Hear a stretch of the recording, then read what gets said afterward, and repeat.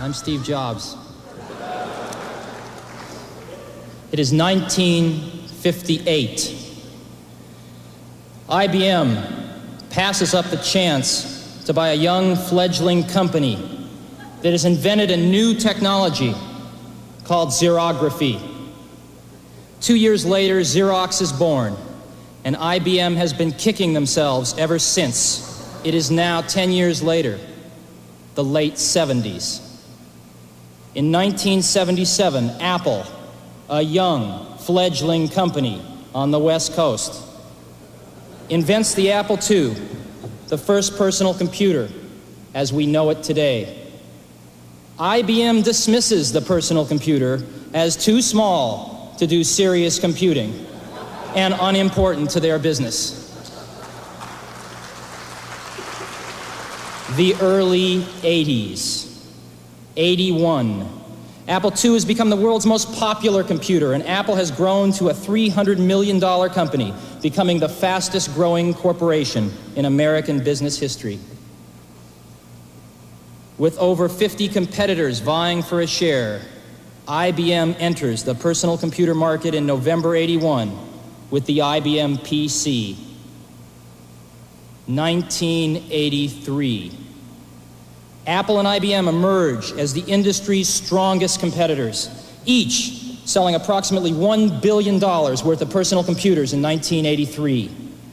Each will invest greater than $50 million for R&D and another $50 million for television advertising in 1984, totaling almost $250 million combined.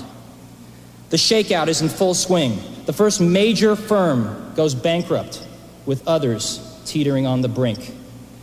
Total industry losses for 83 outshadow even the combined profits of Apple and IBM for personal computers.